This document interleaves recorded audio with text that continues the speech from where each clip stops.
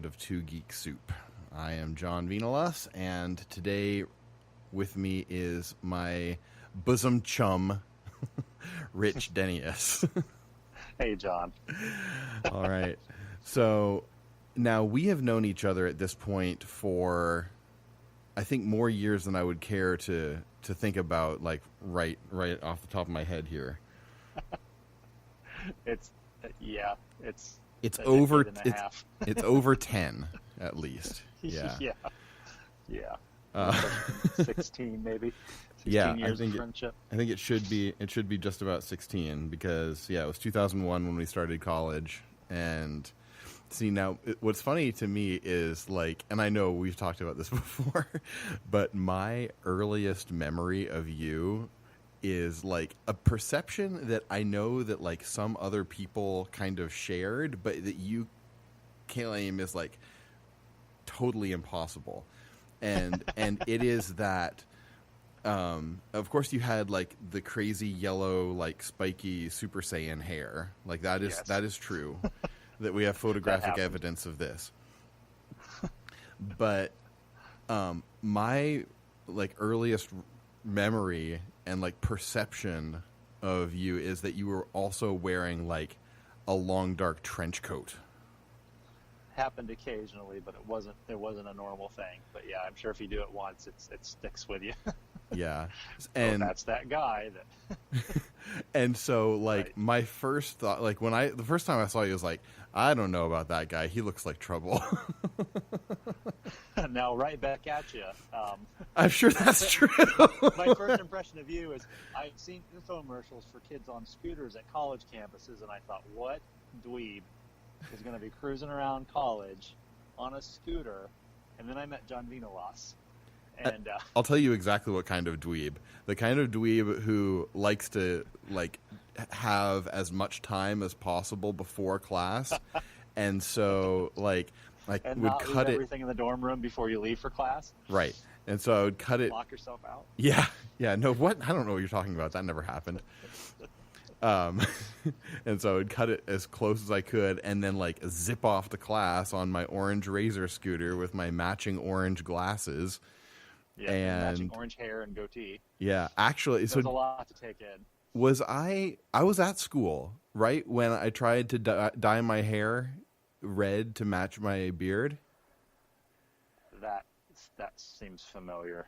Yeah, and it didn't quite work, and it ended up like construction worker vest orange. Yeah, that stands out in my memory as a strong impression. I guess apparently like the trench coat does for you. Right. So anyway, so we are here to talk about the geeky things that we love and how we engage with that, given our faith and convictions and all of that stuff. So what I'd like to hear about from you is like, what do you remember as your like gateway drug, if you will, into geek culture? Oh, so funny, because I mean, you know, as little boys, we were exposed to a lot of cartoons, and we had Nickelodeon growing up. And before, some of us did. Yeah, well, we had it on and off. Let me put it that way. I mean, I need to be fair. You know, we weren't especially wealthy, but we had cable on and off. Mm-hmm. I guess if my parents got a deal on it or whatever. And before I really remember, like, you know, some of the superhero things and some of the maybe more geeky fantasy things or whatever, there was David the Gnome on Nickelodeon. Right. And, you know, that obviously had an impact on me, because by the time I was in middle school, high school, me and a couple of friends were drawing comic strips about gnomes, and we extrapolated this kind of almost sci-fi universe off of the gnome. So it was kind of a sci-fi fantasy goof-off clash. But David the Gnome, for those who aren't familiar, was the basic, you know, children's program of Dr. David caring for sick animals and hurt gnome friends around, you know, the country, and just it involves some magic and involves some funny gnome folklore. And there's the troll villains that I remember. You know, I'm watching this as a preschooler, and when they came on the show, I'd run and hide behind the couch, and that just, So how close would all of the doctoring stuff be to like Doc McStuffins? Oh gosh, I don't know. I'm actually not super familiar with Doc McStuffins, but this. Well, all you need to know is that she's a little girl who fixes up stuffed animal toys. So that's. Oh, okay. This probably was more realistic. Sometimes, I mean, as a kids program, sometimes it's a little bit silly, but he probably set some broken legs. I think he helped get some metal piece of shrapnel or something out of an animal one time, or Wow, okay. Some animal swallowed something, or helping a buddy with a tummy ache. I don't know, silly stuff. Okay. But gnomes to the point. I mean, my wife reminded me that my screen name on Instant Messenger was Magic Gnome Power. Yes. And yes, there in college, and that just was just funny. It was just something that like these funny little characters, and I always like the mischief of it and the just the curiosity of it, because I mean a lot of the comics that we drew in high school had to do with gnomes kidnapping this friend or that friend. You have to come with us to help save our world, against the impending threat of the goblins, or whatever. Mm-hmm. So which I really wasn't really versed in fantasy as much as I found that you were when we became Right. roommates in college. But I appreciated make believe. I thought it was fun to imagine, something kind of bizarre and different. And for me, a lot of times it's always been kind of the humor side of it, the lightheartedness of something that's just impossible and something that's just absurd, and especially when it clashes up against reality. So I Sure. always kind of like that kind of a. By now, it's kind of a gimmick, but I mean, where you've got something outlandish up against something that's just everyday and humdrum and boring, and how it's that juxtaposition. Yeah, because kind of moving forward, what really in my more teenage years, being exposed to C.S. Lewis, but kind of through a weird back window way of his space trilogy. Oh, that is not. That's a totally legitimate way to be introduced to C.S. Lewis. I mean, it's not the standard way, but it's Right. most definitely like excellent C.S. Lewis stuff. Yeah, because it's. I mean, for anyone who hasn't read much Lewis, I mean, he's got a lot of great,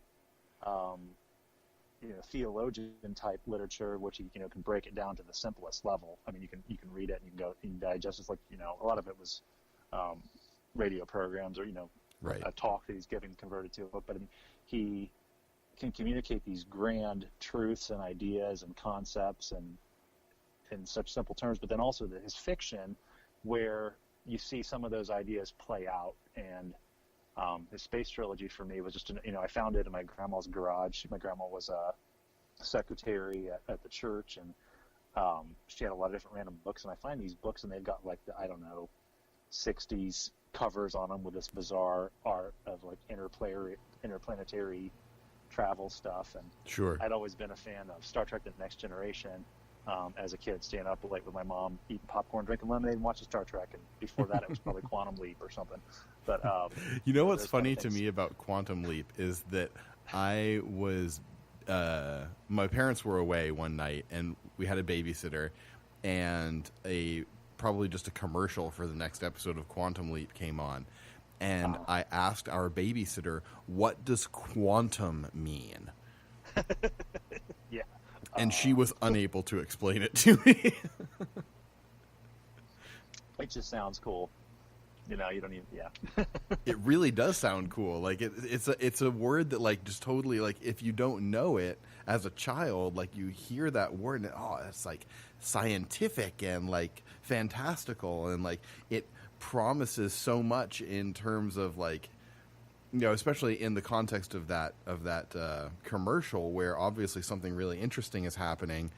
And anyway, so sorry, I totally interrupted you. So Star Trek: The Next Generation. That's Well, that's a funny direction though, because you think about it, like these programs like Star Trek: The Next Generation, they have to have people on staff who can write convincing dialogue and convincing um, strings of techno babble Right. or sci-fi, to make it sound real. And what's funny about that is it kind of, as a kid for me, made me, as I watch Geordie LaForge or as I see these different things happen, I think if I get enough old TVs and VCRs and random computer junk together in my garage, me and my buddies can build a robot that's going to do our homework for us, or that's Right. going to, like you're just convinced as as an 8-year-old that like we can do this, and it's just so funny. So I remember writing short stories about stuff like that for school, and that is one of the great things about